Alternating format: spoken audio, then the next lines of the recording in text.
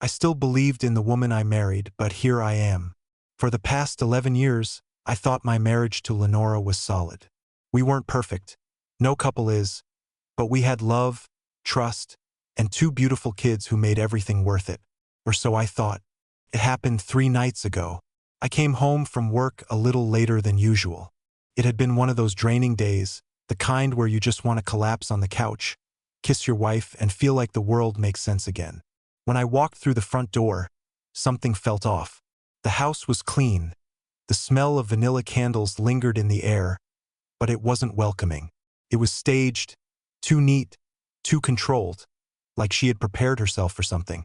Lenora was sitting on the couch, her hands folded in her lap. She looked up at me with wide, nervous eyes. "We need to talk," she said softly. That's when my stomach twisted. Those words are never good. I set my bag down and sat across from her. "All right, I'm listening." Her fingers clenched together, and I could see the tremble in her hands. She took a deep breath like she was bracing herself for impact. "I made a mistake," she whispered. My heart pounded so hard I could hear the blood rushing in my ears.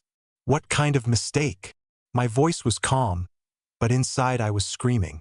Her lips parted, but she hesitated. She couldn't even look at me when she finally said it.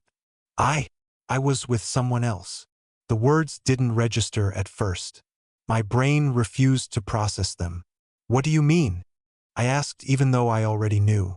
Her face crumbled. "It only happened once. It didn't mean anything, I swear. I was drunk, and I wasn't thinking.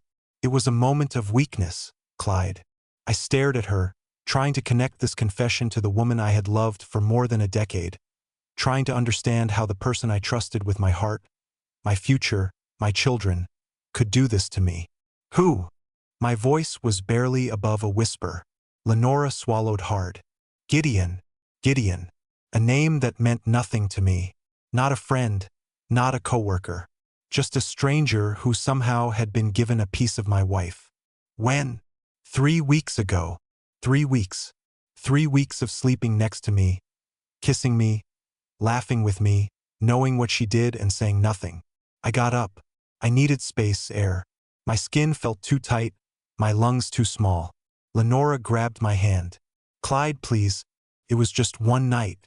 I don't want to lose you over this." Pulled away. "I need to think." And with that, I walked out the door into the cold night with no idea where I was going, only that I couldn't stay there. I don't remember much about that night after I left. I just drove. No destination, no plan, just the sound of the engine and the cold air creeping in through the cracked window. My mind felt like a storm, waves of confusion, rage, and disbelief crashing into each other over and over. Gideon. The name meant nothing to me, yet now it was burned into my brain like a scar. A stranger, but a stranger who had something that was supposed to be mine alone. I pulled into an empty parking lot outside a diner. The neon sign buzzed, casting an eerie glow on the asphalt. I sat there, gripping the steering wheel, staring at nothing. How do you process something like this? I always thought infidelity was something that happened to other people, something that destroyed other marriages. Not mine. Never mine. Yet here I was. I thought about every kiss, every embrace, every whispered, "I love you," over the past 3 weeks. 3 weeks of pretending. 3 weeks of looking me in the eye, kissing me goodnight, saying she loved me, all while carrying this secret inside her. I clenched my jaw so hard my teeth ached. Had she ever really loved me? Or had I just been convenient? I couldn't stop picturing it. I didn't want to, but my mind wouldn't let go. Was it in a hotel? His place? Was it quick, meaningless? Or did she savor it? Did she kiss him the way she kissed me? I squeezed my eyes shut, shaking my head, trying to force the images away. I wanted to hate her. I wanted to hate him. But more than anything, I wanted to understand why. Why throw away everything for one night? The sound of my phone vibrating pulled me from my thoughts. I glanced at the screen. Lenora. I let it ring. A few seconds later, a message popped up. "Qley, please come home. I'm so sorry. I love you." Love? Did love stop her that night? Did love stop her from getting in bed with him? Did love make her keep it a secret for 3 weeks? I put the phone down and ran a hand over my face. I had no idea what to do. The next morning, at some point, exhaustion won. I fell asleep in my car, waking up to the harsh glare of the sun.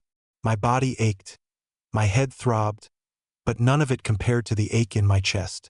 I drove home not because I wanted to, but because I had to. We had kids, a life. I couldn't just disappear. As soon as I walked in, Lenora was there, waiting. Her eyes were red, swollen. She had been crying all night. Good. She should hurt. She should feel even a fraction of what I felt. Clyde! She started, voice breaking. I held up a hand. Don't. She flinched. I walked past her, heading toward the bathroom. I needed a shower, needed to wash off the stench of betrayal. But before I could take another step, she spoke again. I'll do anything to fix this. I stopped, turned. Fix this? I let out a bitter laugh. You can't fix this, Lenora. You can't unsleep with him. You can't erase the fact that you lied to me for 3 weeks. Tears spilled down her face. It was a mistake. A mistake is forgetting an anniversary. A mistake is burning dinner. This, I gestured between us, this was a choice. She sobbed, covering her face. I stared at her, waiting for something, an explanation, a reason, anything that would make sense of this. Tell me why, Lenora. My voice was raw. Tell me what I did that was so terrible that you had to go and do this. She looked up, shaking her head frantically. It wasn't about you, Clyde. I swear. It was me. I was drunk, and I wasn't thinking.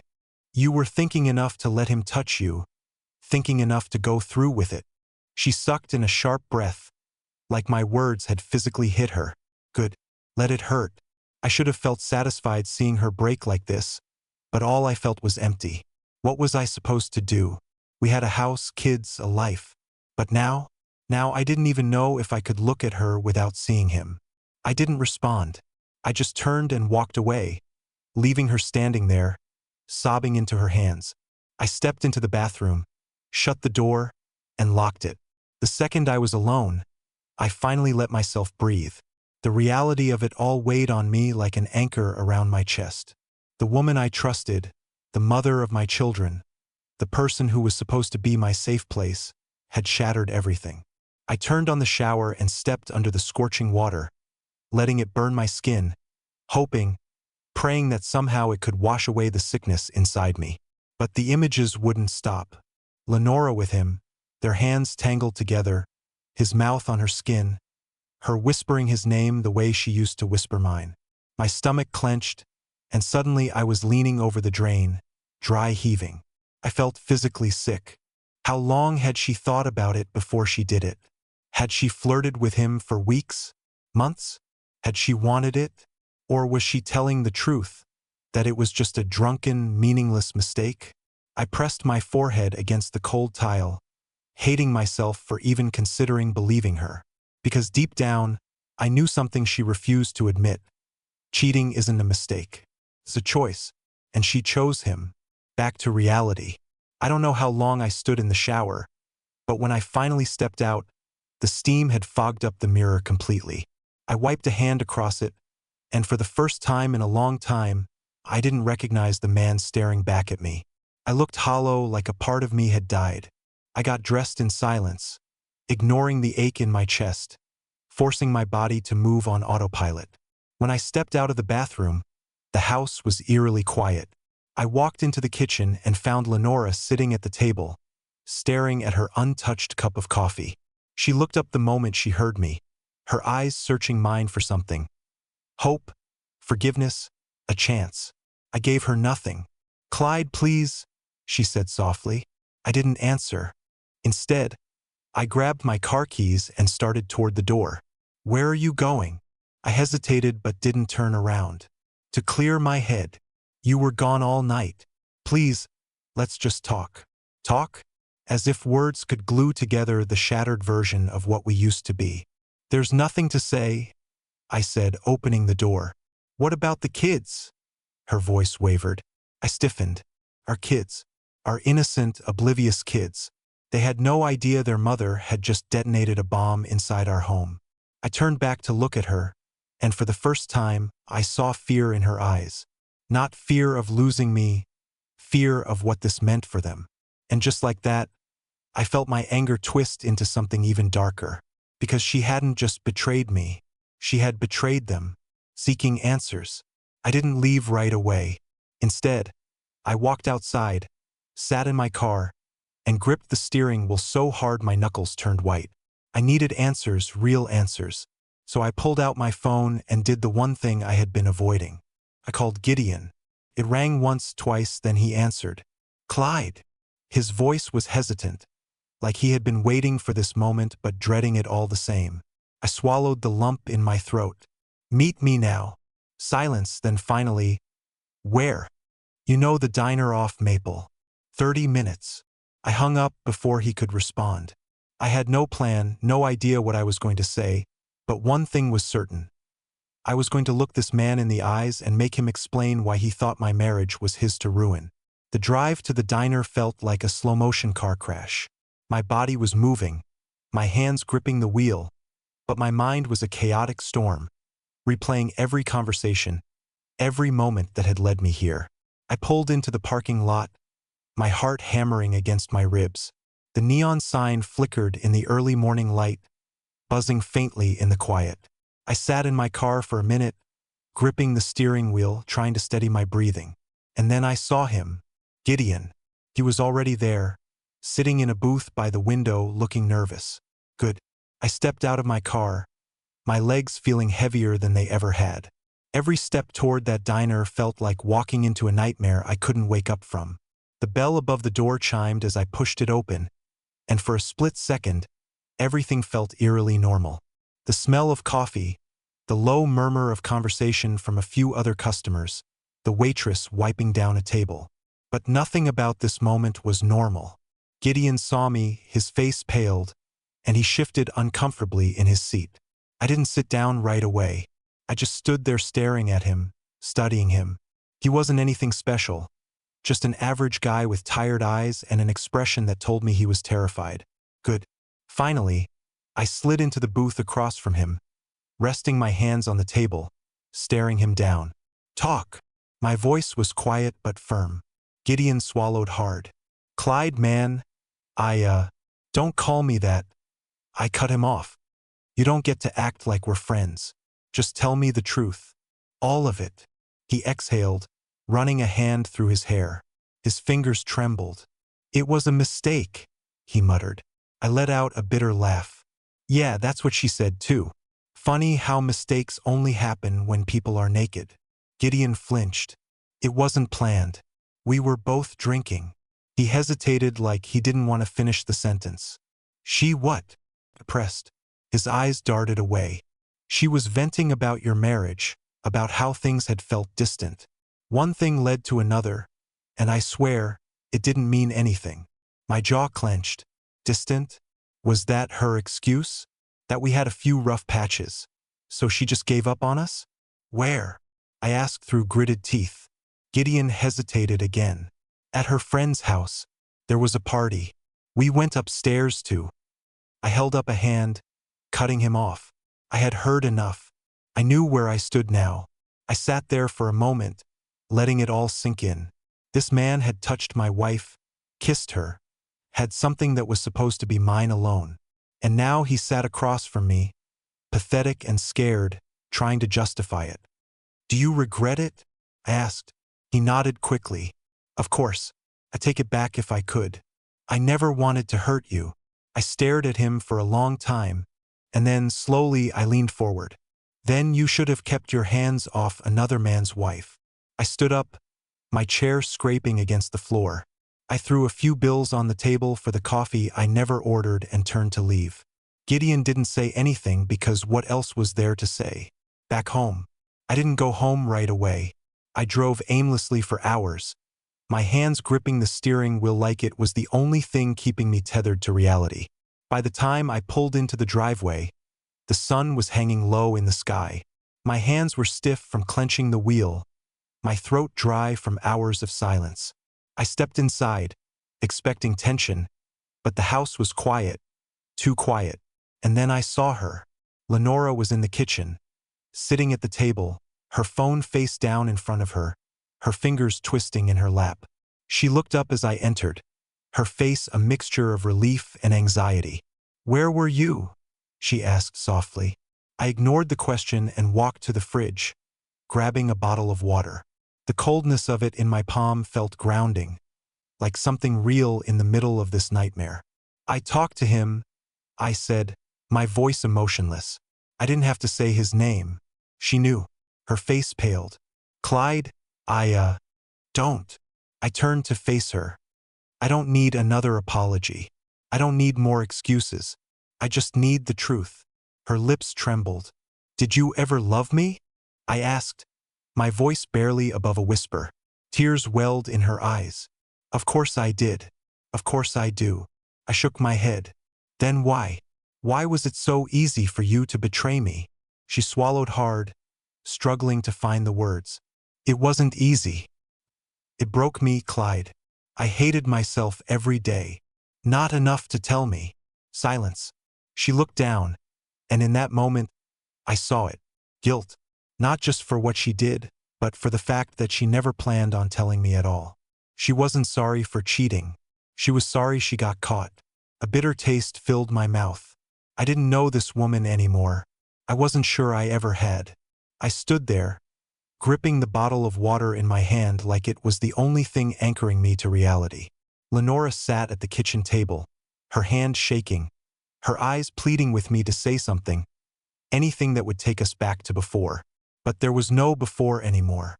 "You never planned to tell me, did you?" I asked, my voice quiet but sharp as a blade. She opened her mouth, then closed it. That hesitation told me everything I needed to know. "No," I answered for her. "You were just going to pretend it never happened." She looked down at her lap. "I wanted to protect us, Clyde. I thought if I buried it, if I just tried harder, protect us." I let out a bitter laugh. "You weren't protecting anything. You were protecting yourself because you were afraid of exactly this." Tears streamed down her face, but I didn't feel an ounce of sympathy. Not anymore. "Did you think I'd never find out? That we'd just keep going, playing house, and you'd carry this lie to your grave?" She shook her head rapidly. I don't know, Clyde. I wasn't thinking. I was scared." "You were scared." My voice cracked, something raw and ugly breaking loose inside me. "You cheated. You lied. And now you're scared." She sobbed harder, and part of me recognized that this was a woman in pain, but I couldn't bring myself to care. Because the difference between us was simple. I was suffering for something I didn't choose. She was suffering for something she did to herself. I took a slow breath, trying to steady myself. "I need space." Lenora's head snapped up. "Please don't leave. Let's talk. I have nothing left to say." And I didn't. Not now. Maybe not ever. I turned and walked out of the kitchen, ignoring the sound of her breaking down behind me. Sleeping in a house that wasn't mine anymore. That night, I slept in the guest room. Well, tried to sleep. I stared at the ceiling, feeling like a stranger in my own home. Every creak of the house, every distant sound of Lenora crying in our bedroom, felt like a reminder of how much had changed in just 24 hours. How was I supposed to live like this? Could I? At some point, exhaustion won, but the sleep was restless, filled with broken dreams and flashes of her with him. I woke up before the sun, my body aching, my mind even worse. I needed out. Not permanently, not yet, but I couldn't stay here, trapped in a house that felt like a tomb. The morning after, when I stepped out of the guest room, the house was quiet. Lenora must have still been asleep, or at least pretending to be. Good. I grabbed a bag from the closet, threw in some clothes, my laptop, my essentials. I had no real plan, just a desperate need to breathe. But as I walked toward the front door, I heard her. "You're leaving." I turned. She stood at the base of the stairs, eyes puffy, her body wrapped in one of my old hoodies. The irony made my stomach turn. "I need time," I said, adjusting the strap of my bag. She stepped forward, panic flickering across her face. "Clyde, Please don't walk away. This isn't how we fix things. Fix things?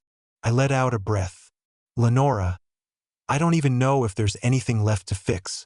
Her breath hitched, and I saw the desperation in her eyes, the fear she was losing control.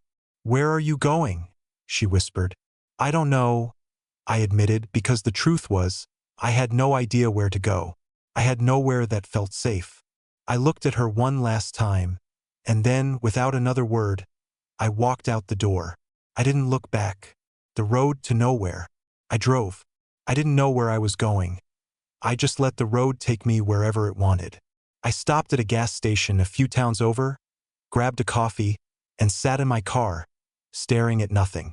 I should have called someone, my brother, an old friend, but what was I supposed to say? Hey, my wife cheated on me. Can I crash on your couch?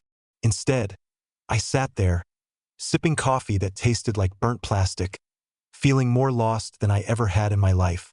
And for the first time since this nightmare started, a terrifying thought settled into my chest.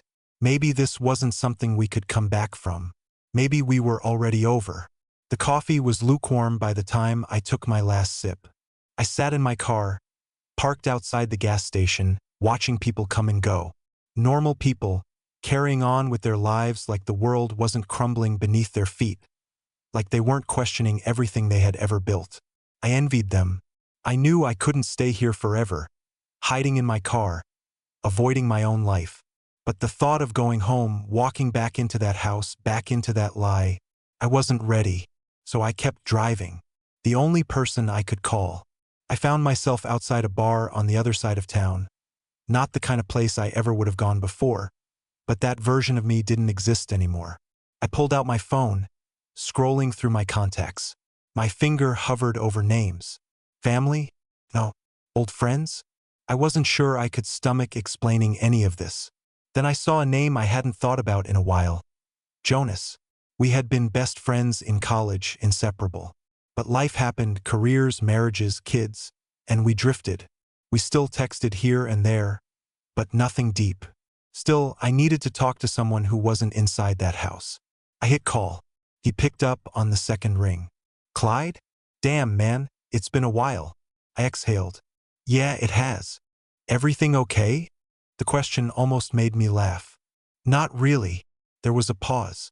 Then, in that way only an old friend could, he simply said, Where are you? I told him. 20 minutes later, he slid into the booth across from me, setting a beer on the table. Jonas looked the same. Scruffy, laid back, the kind of guy who never seemed rattled. So, he said, taking a sip, talk to me.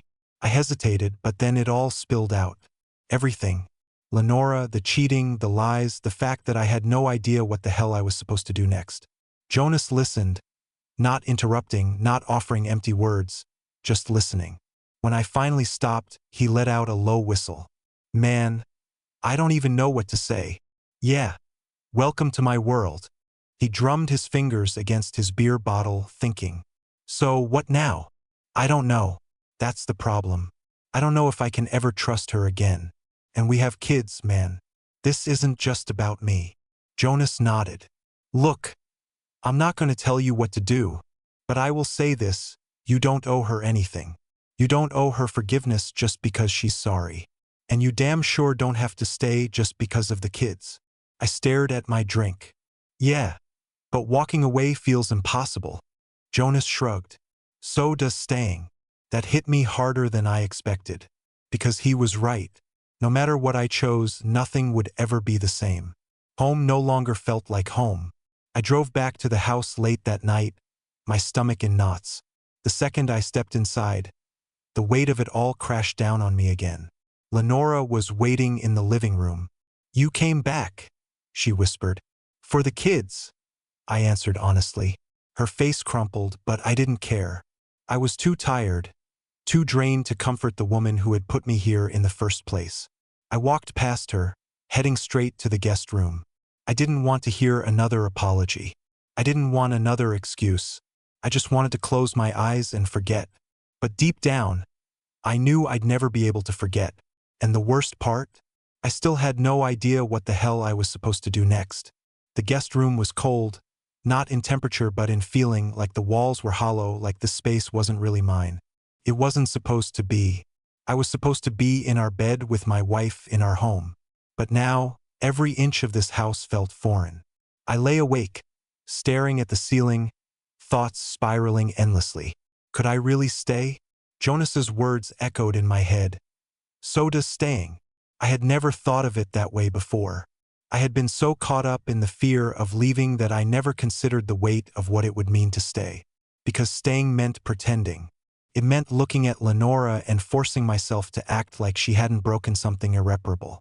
It meant lying to myself, and I had already been lied to enough. The morning after, I woke up to the sound of small footsteps outside the door.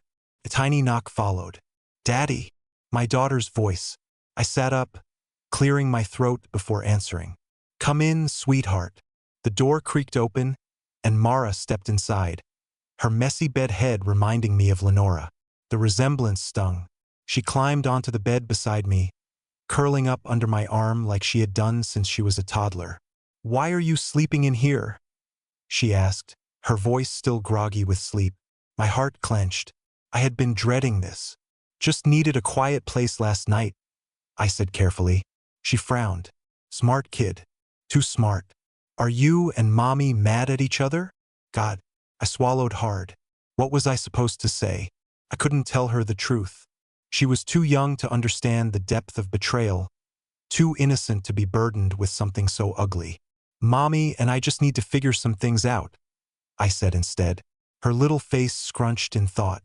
Then she nodded, seemingly satisfied with my non-answer. "Can we make pancakes?" she asked, her voice lighting up. I forced a smile. "Of course, sweetheart." Because no matter what happened between Lenora and me, I still had a job to do.